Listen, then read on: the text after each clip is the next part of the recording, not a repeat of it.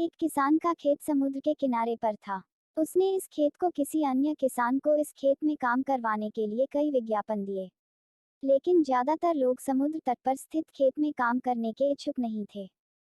समुद्र के किनारे प्राय भयंकर तूफान उठते रहते थे, जो जान माल और फसलों को नुकसान पहुंचाते थे। उस किसान ने कई लोगों को अपने सहायक के रूप में कार्य करने के लिए आरक्षण तक देने को तय था, परंतु सभी ने मना कर दिया। अंत में एक बुजुर्ग इस काम के लिए तैयार हो गया। वह बुजुर्ग व्यक्ति व्यवहार में बहुत ही टेढ़ा था। वह बहुत काम बोलना पसंद करता था और उसका शरीर दुबला पतला था। वह बुजुर्ग व्यक्ति किसान के पास आया।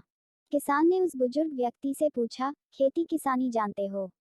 उस बुजुर्ग व्यक्ति ने उत्तर दिया, हाँ, मैं खेती जानता हूँ और मैं उस समय सो सकता हूँ जब तूफान आ रहा हो।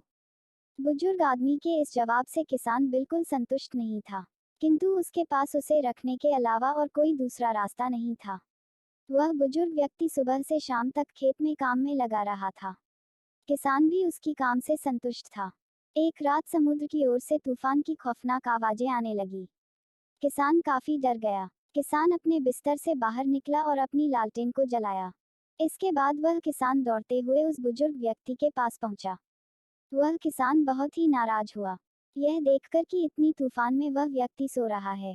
उसको झटका देकर किसान ने जगाया और कहा, जल्दी उठो, तूफान आ रहा है।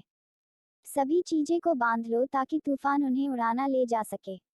उस आदमी ने करवट बदलते हुए कहा, नहीं श्रीमान, मैंने आपसे पहले ही कहा था कि मैं उस समय सो सकता हूँ जब तूफान आ रहे हो। उस किसान को बुजुर्ग आदमी के इस दो टूक उत्तर से बहुत गुस्सा आया। वह तत्काल उसे नौकरी से निकालना चाहता था, लेकिन वह तूफान से बचाव के लिए बाहर भागा। बाहर का नजारा देखकर वह व्यक्ति आश्चर्यचकित और खुश दोनों हुआ। उसने देखा कि खेत की सूखी घास के ढेर तिरपाल से ढके हुए थे।